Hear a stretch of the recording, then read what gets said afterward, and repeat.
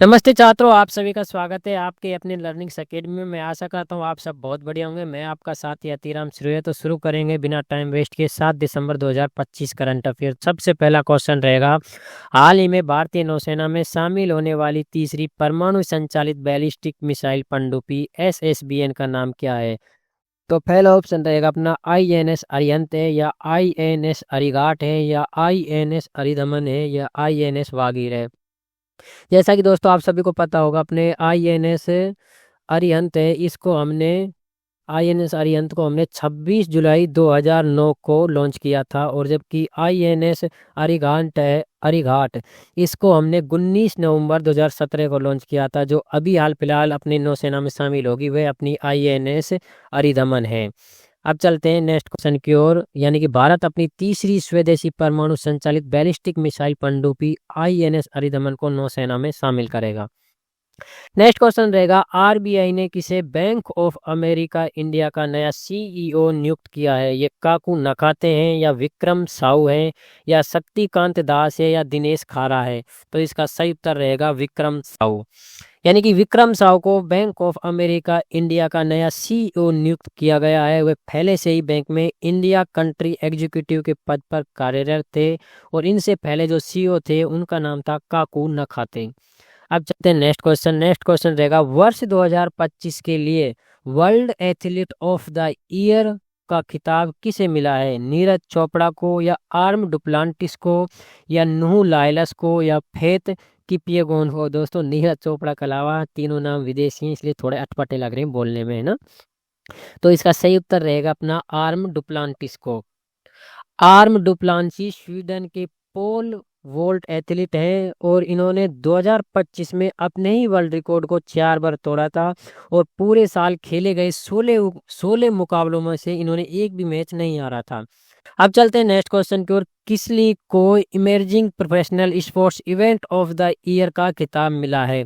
ये अपने IPL Indian premiere league है, या PKL प्रो कबड्डी लीग है, या APL आर्चरी प्रीमियर लीग है, या HIL हॉकी इंडियन लीग है दोस्तों? तो इसका सही उत्तर रहेगा APL आर्चरी प्रीमियर लीग, तीरंदाजी संघ ने शुरू किया है ना। APL को इंडिया स्पोर्ट्स अवार्ड में इमर्जिंग प्रोफेशनल स्पोर्ट्स इवेंट चुना गया है। यह दुनिया की पहली फ्रेंचाइज प्रोफेशनल आर्चरी लीग है। इसे भारतीय तीरंदाजी संघ द्वारा शुरू किया गया है। अब चलेंगे नेक्स्ट क्वेश्चन। नेक्स्ट क्वेश्चन रहेगा, हाल ही में लोकसभा द्वारा पारित health and national security cess bill किन वस्तुओं पर लागू होगा? इलेक्ट्रिक वाहन यानी कि EVs पर, या सिन गुड्स यानी कि तंबाकू पान मसाला जो भी हानिकारक पदार्थ होते हैं खाने योग्य उनको बोलते हैं सिन गुड्स, या पेट्रोलियम उत्पाद, या नवीनकरणीय ऊर्जा उपकरण? तो इसका सही उत्तर रहेगा अपना बी सिन गुड्स। यानी लोकसभा ने हाल ही में सेंट्रल एक्साइज संशोधन बिल और सेस बिल पास किया। ये तंबाकू और पान मसाले जैसे सिन गुड्स यानी हानिकारक वस्तुओं पर लागू होगा। अब चलेंगे नेक्स्ट क्वेश्चन। नवंबर 2025 के लिए ICC women's player of the month के लिए किस भारतीय खिलाड़ी को नामांकित किया गया है? ये अपने स्मृति मदाना है, या फिर हरमनप्रीत कौर है, या सैपाली वर्मा है, या जेमिमा रोडिंग्स है? तो इसका सही उत्तर रहेगा अपना सी सैपाली वर्मा। यानी कि सैपाली ने भारत को पहली बार वनडे वर्ल्ड कप 2025 जिताने में अहम भूमिका निभाई है। दक्षिण अफ्रीका के खिलाफ फाइनल में 37 रन बनाए और 2 विकेट भी लिए। इनके अलावा जो 2 और कैंडिडेट नाम हुए हैं, नॉमिनेट हुए हैं, UAE की ईसा ओजा और थाईलैंड की थिपाचा पुथावोंग। अब चलेंगे नेक्स्ट क्वेश्चन की ओर। नेक्स्ट क्वेश्चन रहेगा, जूनियर पुरुष हॉकी वर्ल्ड कप 2025 के क्वार्टर फाइनल में भारत ने किस देश को हराकर सेमीफाइनल में प्रवेश किया है? पहला ऑप्शन रहेगा जर्मनी को, या स्पेन को, या बेल्जियम को, या अर्जेंटीना को? तो सातवें का उत्तर रहेगा अपना सी बेल्जियम। यानी कि भारत ने रोमांचक क्वार्टर फाइनल में बेल्जियम को शूट आउट में 4-3 से हराया है, जो निर्धारित समय पर था।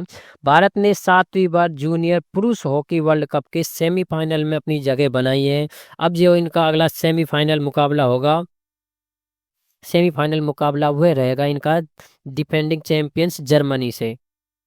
अब चलेंगे नेक्स्ट क्वेश्चन की ओर। नेक्स्ट क्वेश्चन रहेगा, हाल ही में दक्षिण अफ्रीका में आयोजित अनोखे ड्राइविंग चेस के ड्राइविंग चेस टूर्नामेंट का खिताब किस ग्रैंड मास्टर ने जीता है? पहला ऑप्शन है अपने फीबियानो कारुआना या हैंस नीमान, या थर्ड ऑप्शन रहेगा मैग्नेंस कार्लसन ने या विदित गुजराती ने।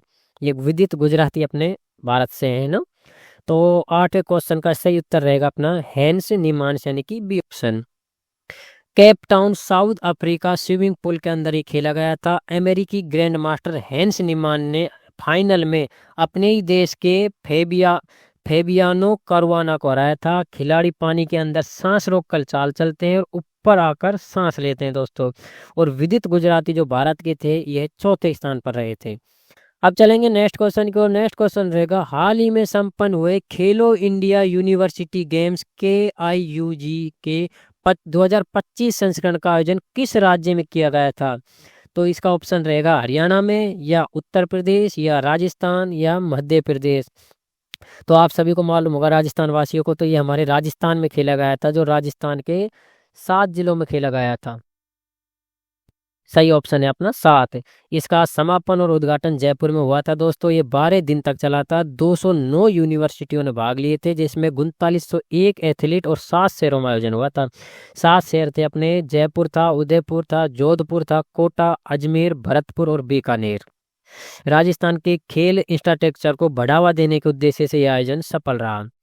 अब चलें नेक्स्ट क्वेश्चन की ओर। नेक्स्ट क्वेश्चन रहेगा हाल ही में नाडा का मतलब है नेशनल एंटी डोपिंग एजेंसी, यानी कि डोपिंग पदार्थ जो खिलाड़ी लेते हैं ना उसकी टेस्ट करती है ये।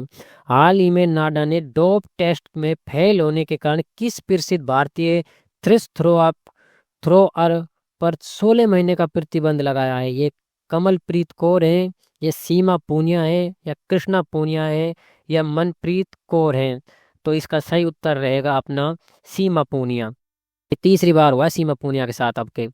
एशियन गेम्स की पूर्व गोल्ड मेडलिस्ट सीमा पूनिया पर 16 महीने का बैन लगा है। वे डोप टेस्टिंग में फेल हो गई थी और यह निलंबन 10 नवंबर 2025 से लागू होगा और उनके करियर में डोपिंग से जुड़ी ये तीसरी गलती है। अब चलते हैं नेक्स्ट क्वेश्चन की ओर। फोर्ब्स के अनुसार दुनिया की सबसे युवा सेल्फ मेड महिला अरबपति कौन बनी है?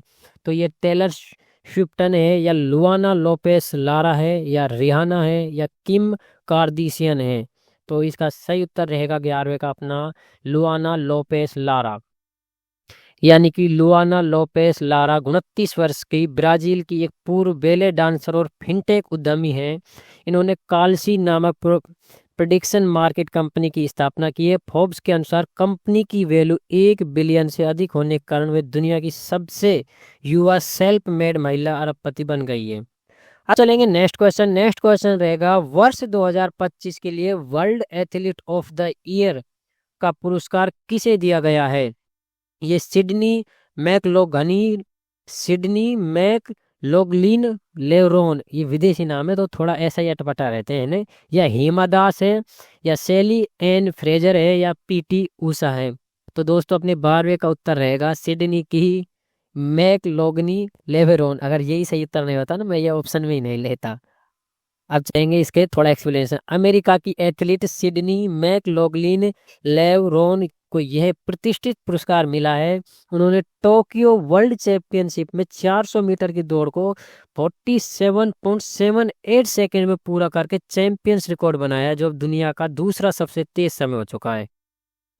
अब चलेंगे नेक्स्ट क्वेश्चन। नेक्स्ट क्वेश्चन रहेगा ऑस्ट्रेलिया का कौन सा विश्वविद्यालय 2026 के मध्य तक गुरुग्राम यानी कि भारत में अपना अंतर्राष्ट्रीय परिसर शुरू करेगा?